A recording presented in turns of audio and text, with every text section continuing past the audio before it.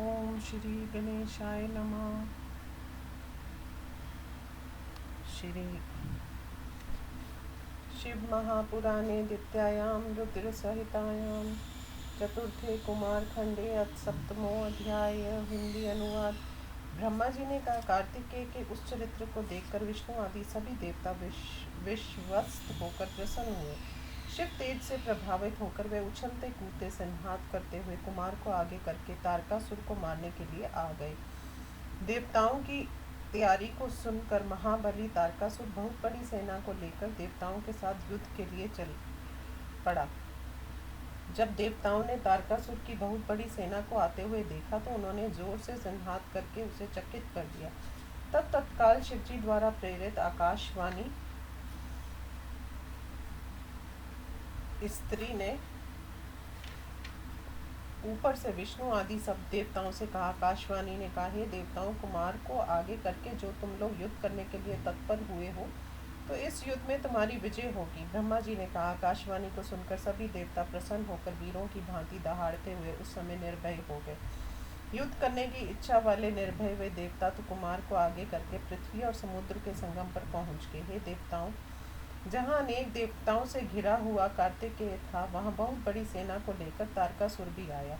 प्रलय कारक मेघ के समान शब्द करने वाले रणभूमि में नगाड़े तथा दूसरे बाजे भी बजने लगे। उस समय तारकासुर के साथ अन्य दैत्य भी गरजने लगे।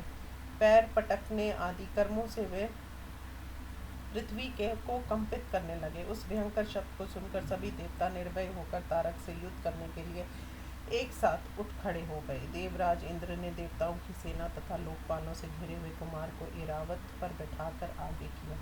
उस समय नगाड़े, दंदूभियाँ, भेरी, तूरी, वीणा, वेणु तथा मृदंग बजने लगे और गंधर्व गाने लगे। कुमार ऐरावत इंद्र को देखकर अनेक रत्नों से सुशोभित तथा विविध आश्चर्यों से युक्त सवारी पर सवार हुए।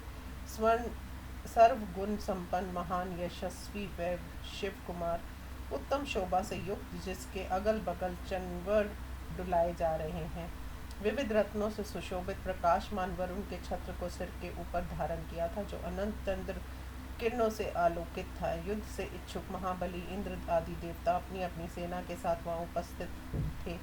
इस प्रकार देवता और दैत्य बहुत बड़ी सेना के साथ अलग अलग झुंड बनाकर पृथ्वी पर स्थित हो गए। देवताओं तथा दैत्यों की परस्पर एक दूसरे को मारने की इच्छा वाली वे सेनाएं बंदियों द्वारा स्तुति की जाती हुई शोभित हो रही थी। भयंकर वन जैसे युद्ध स्थल में स्थित दोनों पक्ष के वीर परस्पर गरजने लगे। वे शब्द भीरू पुरुषों के लिए भयावह तथा वीरों के लिए सुखद थे। इस बीच बल से उन्मत्त, क्रोध से व्याकुल देवता और दैत्य परस्पर एक दूसरे को मारने के लिए भिड़ गए। दैत्यों के बीच वह घनघोर युद्ध छिड़ गया, जिससे क्षण भर में पृथ्वी रूढ़ मुड़ों से व्याप्त हो गई। वीरों तथा प्रशंसित सैकड़ों हजारों वीर महान शस्त्रों से अंगों के कट जाने से भूमि पर गिर गए। कठोर तलवारों के गिरने से कुछ लोगों की भुजाएं कट गई। कुछ स्वाभिमानी वीरों की युद्ध भूमि में टांगे कट गई। गदा तथा मुद्गरों से कुछ वीरों के सभी अंग छिन्न भिन्न हो गए। कुछ पाशों से बंध गए, कुछ भालों के आघात से गिरा दिए गए। कुछ वीरों को पीठ भालों, दुधारी तलवारों तथा अंकुशों से फाड़ डाली। कुछ के सिर कटकर भूमि पर गिर पड़े। बहुत से सिर कटे वीर वहाँ हाथ में शस्त्र लिए नाच रहे थे तथा उछल कूद रहे थे। वहाँ सैकड़ों खून की नदियाँ बहने लगी। उस समय वहाँ बहुत से भूत प्रेत आदि आ गए। सियार सियारिने मांस खाने लगे। गीध घिराए, बाज, कौवे आदि मांस भक्षक युद्ध में मरे हुए वीरों के मांसों को खा रहे थे। इसी बीच में वहाँ माँ बलि तारकासुर बहुत बड़ी सेना को लेकर देवताओं के साथ युद्ध करने चल दिया। युद्ध के घमंडी तारकासुर को युद्ध करने के लिए आते हुए देखकर इंद्र आदि देवता भी उसकी ओर गए और दोनों सेनाओं के बीच वीर गरजने लगे। देव दैत्यों का विनाशक परस्पर युद्ध होने लगा, जिसे देखकर वीर तो प्रसन्न हुए और डरपोक भयभीत हो गए। बलवान तारकासुर इंद्र से भिड़ गया। संहाद अग्नि के साथ और जंभासुर के साथ स्वयं यमराज, महाप्रभु ने ऋत्र के साथ वरुण, बलासुर के साथ सुबीर, वायु के साथ पवमान का कुबेर के साथ, ईशान के साथ रणकुशल शिव जी लड़ने लगे। शंभु शेष से और कुंभासुर का चंद्रमा से युद्ध होने लगा। अनेक प्रकार के युद्ध में कुशल महाबली एवं पराक्रमी कुंजर मिहिर के साथ परमास्त्रों को लेकर युद्ध करने लगा। इस प्रकार महान भुजंग युद्ध की विधि से देव दानव सेना लेकर युद्ध करने लगे। उस समय महाबली देवता और दानव परस्पर स्पर्धा करने लगे। हे मुनि, उस देवासुर संग्राम में दैत्य दुर्जय हो रहे थे। परस्पर जय की कामना करने वाले देव दानवों का उस समय कोलाहलमय भीषण युद्ध हुआ, जो वीरों तथा मनस्वियों के लिए सुखद था और भीरु जनों के लिए भयानक था। अनेक सुर तथा असुरों के रणभूमि में गिर जाने से वहां की भूमि अगम्य एवं भयानक हो गई थी। मनस्वी पुरुषों के लिए वह भूमि आनंददायक हो गई थी। इस प्रकार श्री शिव महापुराण में युद्ध प्रारंभ वर्णन नामक 7वां अध्याय समाप्त। अथाष्टमो अध्याय। ब्रह्मा जी ने कहा, हे तात नारद, इस प्रकार तुमसे मैंने अपनी सेना के स्वामी देव दानवों के घोर युद्ध का वर्णन कर दिया है। इस प्रकार के देव दानव विनाशकारी घोर युद्ध में तारकासुर ने परम शक्ति अस्त्र के प्रहार से देवराज इंद्र को मारा और वह हाथी से शीघ्र ही भूमि पर गिरकर मूर्छित हो गया था तथा उस व्रजधारी देवेंद्र को बड़ा कष्ट हुआ। हे तात, युद्ध कुशल बलवानों में श्रेष्ठ उन दैत्यों ने लोकपालों को भी पराजित कर दिया और भी जो देवता दैत्यों से लड़ रहे थे उन्हें भी पराजित कर दिया। तब वे देवता उसके तेज को ना सह सकने के कारण वहां से भागने लगे। सफल परिश्रम वाले तथा विजयी दैत्य सिंह की भांति गरजने लगे और कोलाहल करने लगे। इसी बीच में क्रुद्र होकर अपने गणों को लेकर वीरभद्र अपने को वीर समझने वाले तारक की ओर आया। शिवजी के क्रोध से उत्पन्न और उनके गणों से मुख्य बलवान वह देवताओं को पीछे हटाकर लड़ने के लिए उसके सामने आया। तब वे शिवजी के अनुचर और दैत्य अत्यंत प्रसन्नता के साथ एक दूसरे से भिड़कर युद्ध करने लगे। वे युद्ध कुशल त्रिशूल, दृष्टि, पाश, तलवार, फरसा, पटिश इन अस्त्र शस्त्रों के प्रहार से एक दूसरे को मारने लगे। वीरभद्र ने तारकासुर को त्रिशूल मारकर घायल कर दिया। तब वह मूर्छित होकर भूमि पर गिर गया। वह तारकासुर शीघ्र ही उठा और उसने शक्ति अस्त्र से वीरभद्र को मारा। महान तेजस्वी तथा वीर उस वीरभद्र ने तारकासुर को भयंकर तथा तेज त्रिशिक बाण से मारा। उस दैत्यों के स्वामी वीरों के आदरणीय प्रबल तारकासुर ने युद्ध भूमि में वीरभद्र पर पुनः शक्ति का प्रहार किया। इस प्रकार लड़ते हुए रण विद्या कुशल वे दोनों अनेक प्रकार के शस्त्रों से एक दूसरे को मारते रहे। उस समय उन दोनों वीरों का सबके देखते ही देखते रोमांचकारी द्वंद्व युद्ध होने लगा। तब वीरों ने भयकारक भेरी, मृदंग, पठय, आनक तथा गोमुख आदि वाग बजाए।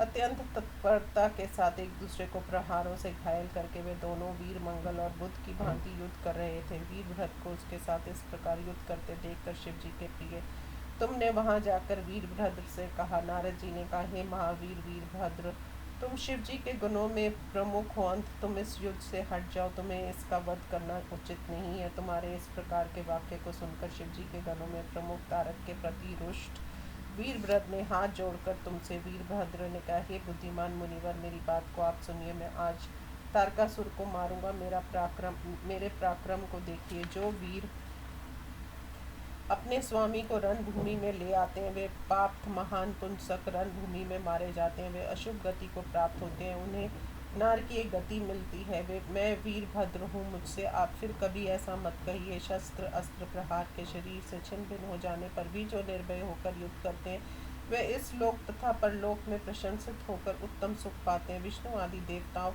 आप मेरी बात सुनिए। मैं आज स्वामी तारकासुर से रहित पृथ्वी को कर दूंगा। इतना कहकर मन में शिव जी का स्मरण कर प्रमथ गणों को साथ लेकर वीरभद्रासुर से लड़ाई करने लगा। बैल में बैठे हुए अनेक त्रिशूल धारण किए हुए 3 नेत्रों वाले महावीरों के साथ लेकर युद्ध करता हुआ वीरभद्र रणभूमि में शोभित हो रहा था।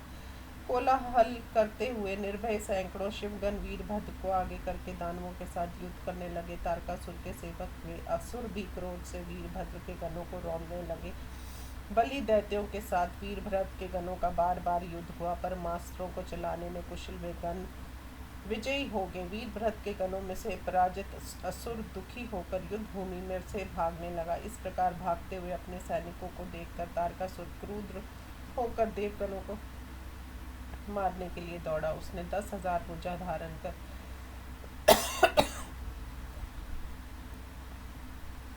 शीघ्र सिंह पर सवार होकर रणभूमि में देवताओं तथा उनके गणों को गिरा डाला। गणों के प्रमुख वीरभद्र ने तारकासुर के उस कर्म को देखा और उस महाबली ने उसे मारने के लिए क्रोध किया।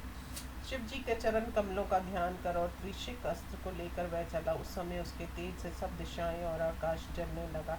इसी बीच में महाकौतुक देखने की इच्छा वाले स्वामी ने वीर बाहु आदि की तत्काल युद्धभूमि से हटा दिया। उनके आज्ञा से वीरभद्र युद्ध से उस समय हट गया और असुर नायक तारकासुर क्रुद्ध हो गया और अनेक प्रकार के युद्धों में कुशल उसने देवताओं को पीड़ित करके उनके ऊपर बाणों की वर्षा कर दी। इस प्रकार असुरों का रक्षक बलवानों में श्रेष्ठ वह तारकासुर बहुत बड़ा युद्ध करके देवताओं के वश से बाहर हो गया। इस प्रकार भयभीत तथा असुरों द्वारा मारे जाते हुए देवताओं को देखकर विष्णु भगवान क्रोधित होकर उनसे युद्ध करने के लिए तैयार हुए। सुदर्शन चक्र, शांग, धनुष तथा और भी आयुधों को लेकर भगवान विष्णु उस दैत्य को मारने के लिए चल दिए। हे मुनि, सबके देखते देखते विष्णु और तारकासुर का रोमांचकारी महान युद्ध हुआ। विष्णु ने बड़े वेग से उस दैत्य को गदा से मारा, किंतु उस महाबली ने त्रिशिक अस्त्र से उसके 2 टुकड़े कर दिए। देवताओं की ओर निर्भय करने वाले भगवान विष्णु ने क्रुद्ध होकर शांग, धनुष द्वारा फेंके गए बाणों से उस असुर नायक को मारा। दूसरों के वीरों को मारने वाले उस दैत्य ने अपने बाणों से उनके बाणों को शीघ्र ही काट दिया। उसके बाद तारकासुर ने विष्णु भगवान पर शक्ति अस्त्र का प्रहार किया। उसके लगते ही हरि मूर्छित होकर भूमि पर गिर गए। क्षण भर में सचेत होकर उन्होंने महान संहार करके अग्नि की जैसी ज्वालाओं से युक्त चक्र को लिया। उससे हरि ने उस दैत्यराज को मारा। उसके प्रहार से व्याकुल होकर वह भूमि पर गिर गया। अत्यंत बलवान वह दैत्यों का राजा तारकासुर उठा और उसने अपनी शक्ति से चक्र को चीर डाला। फिर उसी शक्ति से उसने विष्णु भगवान को मारा। महावीर विष्णु ने उसे नंदक नामक खंडक से मारा। हे मुनि, इस प्रकार वे दोनों महावीर देव दानव बल एवं उत्साह के साथ चिरकाल तक परस्पर युद्ध करते रहे। इस प्रकार श्री शिव महापुराण में दैत्य सामान्य युद्ध वर्णन नामक 8वां अध्याय समाप्त। ओम नमः शिवाय।